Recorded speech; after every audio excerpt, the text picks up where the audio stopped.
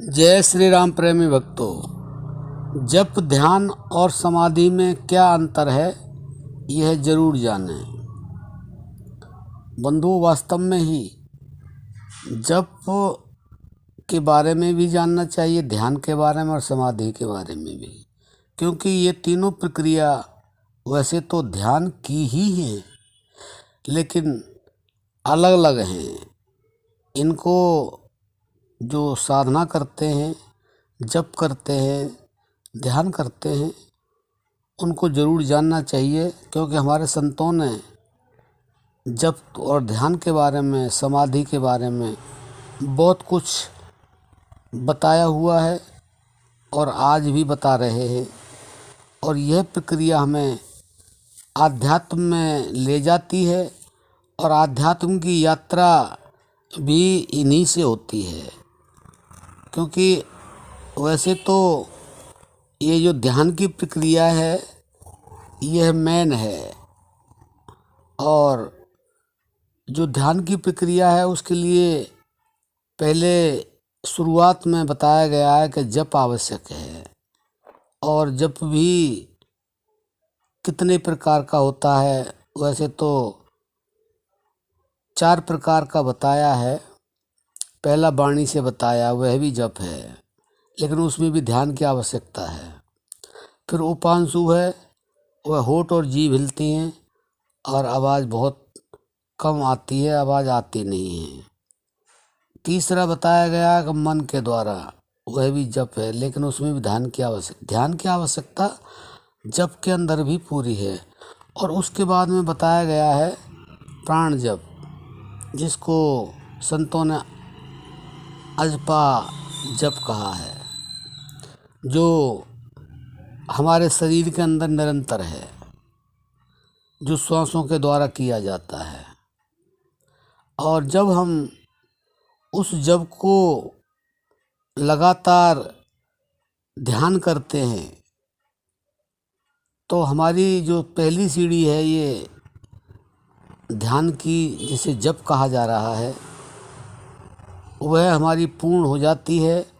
तो ध्यान की अवस्था में अपने आप प्रवेश मिल जाता है, क्योंकि पहली सीढ़ी जप हो गई और दूसरी जो सीढ़ी है वह ध्यान हो गई।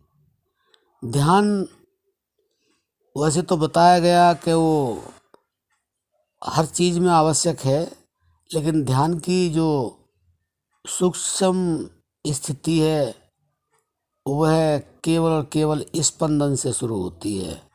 उसमें जो साधक है वह अनुभव अपना बता भी सकता है, लिख भी सकता है। यह हमारी सूक्ष्म अवस्था होती है।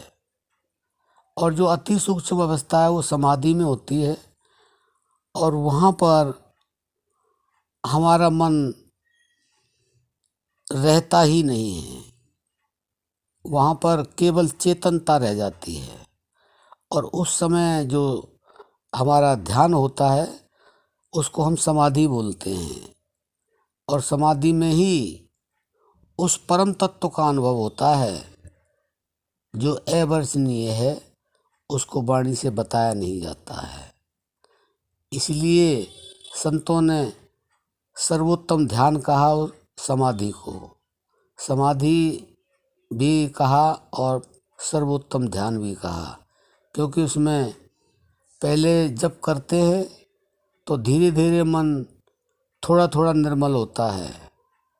जब पूर्ण अवस्था जाप की आ जाती है तो मन हमारा 50% तक निर्मल हो जाता है। और ध्यान की अवस्था में धीरे धीरे जब परिपक्व अवस्था आ जाती है और वह जुड़ने लग जाता है प्राण के साथ, तो समाधि की अवस्था आ जाती है, जब पूर्ण निर्मल हो जाता है मन। क्योंकि जब तक मन निर्मल नहीं होता तब तक वह ध्यान समाधि में प्रवेश होता ही नहीं है। और निर्मल होते ही वह परम तत्व का उसे अनुभव जब होने लगता है, तो उसी को ध्यान की अति सूक्ष्म अवस्था कहते हैं या उसे समाधि कहते हैं। तो बंधुओं, आप समझ गए होंगे कि जप और ध्यान और समाधि में क्या अंतर है। अंतर समझने के बाद में फिर आपको ज़रूरी है कि योग करना चाहिए। पहले आप ज्ञान प्राप्त करो, उसके बाद योग, और योग करोगे तो आप महायोग में अपने आप प्रवेश कर जाओगे। तो आशा करते हैं कि आप समझ गए होंगे। पहले आप जप करेंगे, फिर ध्यान, उसके बाद में समाधि, तो आपको वह प्राप्त होगा जो आपको चाहिए। और चाहिए क्या, हर इंसान को, जो भी मनुष्य इस संसार में आया है, केवल इसीलिए आया है कि वो उस परम तत्व को जाने। वह परम तत्व क्या है, जो हमारे स्वयं के अंदर भी है और जो कण कण में विद्यमान है, जिसको जानने के बाद में हर चीज़ समाप्त हो जाती है, केवल आनंद ही बचता है। और आनंद की अवस्था जब प्राप्त हो जाती है इस मनुष्य को, उसके बाद में उसे कुछ नहीं चाहिए होता है, बस वही चाहिए होता है। उसके लिए ही संतों ने कहा कि चाह गई चिंता गई मनुआ बेपरवाह, जिसको कुछ नहीं चाहिए वह शहंशाहों का शहंशाह है। वही शहंशाहों का शहंशाह है और वास्तव में वह हमारे अंदर ही है। हम अगर शहंशाह हैं तो तभी तक हैं जब तक वो हमारे अंदर है।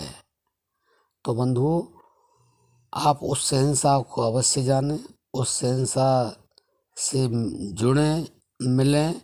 लेकिन यह खाली सुनने से, पढ़ने से नहीं होगा, यह करने से होगा।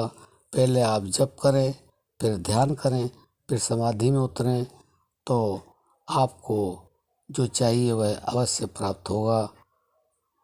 इसीलिए हमें मनुष्य शरीर भी मिला है और संत हमारे साधक भक्त रात दिन लगे हुए हैं उसको जानने के प्रयास में, और जो निरंतर लगे हुए हैं उन्हें वह प्राप्त भी होता है।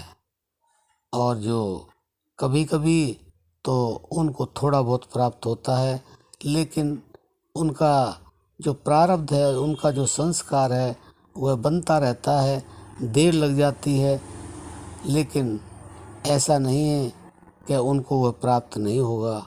हाँ, लगन लगाए रखें। अगर तेज़ी से नहीं चल सकते हैं तो धीरे धीरे चलें, मगर मंजिल पर अवश्य पहुँचें, क्योंकि मंजिल पर पहुँचना ही हमारा परम कर्तव्य है। अब हम अपनी वाणी को विश्राम देते हैं। जय श्री राम।